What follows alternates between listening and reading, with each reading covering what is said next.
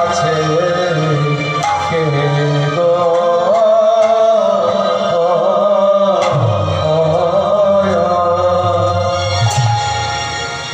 আমার প্রভু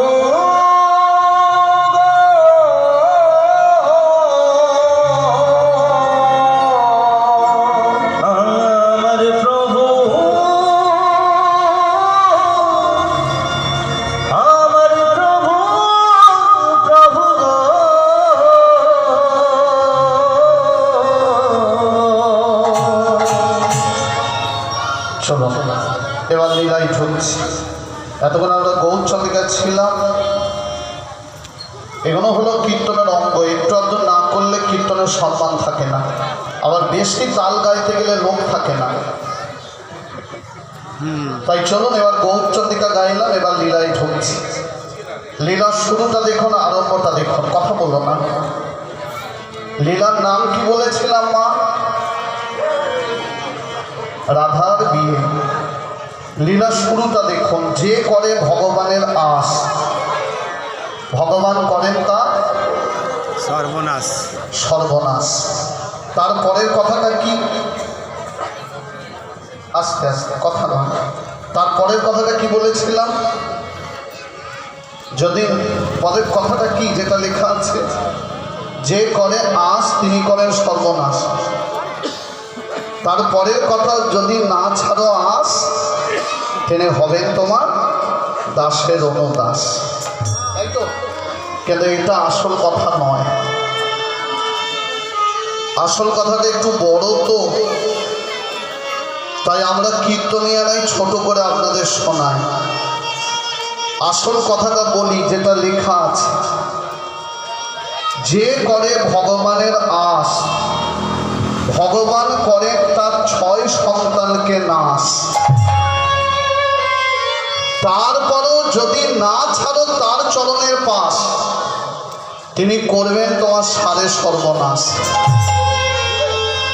তারপরও যদি না ছাড়ো তার চরণের আশ, তিনি কৃপা করে তোমায় দেবেন বৃন্দাবনে বাস।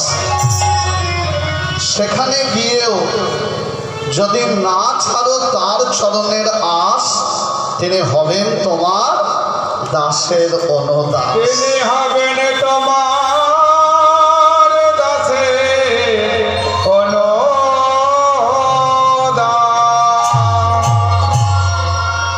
কথাটা মিলিয়ে নেবেন মায়েরা বাবারা। এই কলিকালে কলি যুগে দেখবেন যারা বেশি ভগবানকে ডাকে তাদেরই দুঃখ কষ্ট একটু বেশি। ভুল বললাম তো নাকি? ভুল বললাম?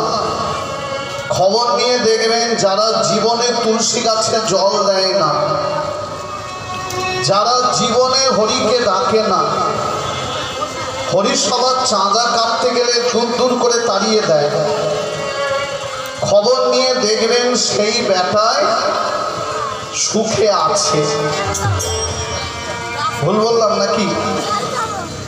এবার আমার প্রশ্ন, ভগবান ভক্তকে কেন দুঃখ দেয়, কেন কষ্ট দেয়? খুব মন দিয়ে জায়গাটা বুঝে নেবেন। এটা বুঝলেই লীলাটা বুঝতে সুবিধে হবে। আপনি কাগজ পুড়াবেন, ছাই হবে। দেহ পুড়াবেন, ছাই পাবেন। খড় পুড়াবেন, ছাই হবে। কিন্তু যা পুড়াবেন তাই ছাই হবে, সেটা মেনে নেওয়া যায় না। এমন একটা জিনিস আছে, যত পোড়ানো হয় তত খাঁটি থেকে আরো খাঁটি হয়। বলুন কি? আপনার বাজারে অনেক দোকান আছে, হাতে করেন, কানে করেন সোনা। সোনা যেমন আগুনে পুড়ে পুড়ে তার খাদ মরে যায়, খাঁটি থেকে আরো খাঁটি হয়। ভক্ত হলো সোনা আর ভগবান হলেন কারিগর।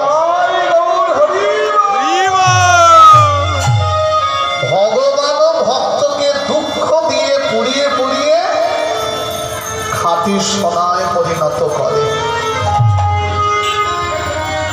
ব্যক্তিটি কে?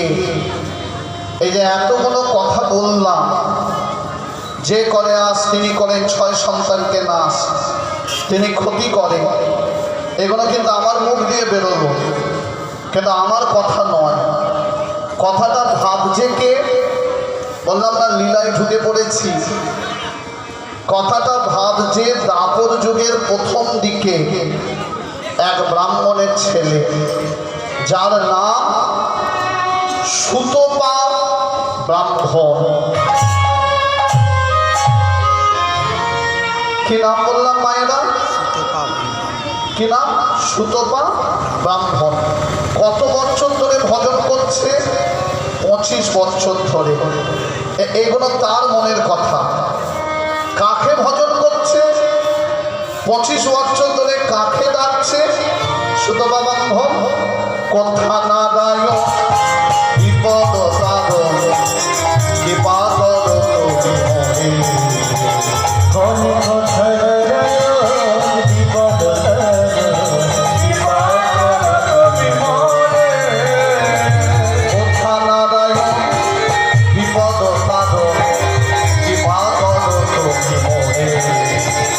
বলবো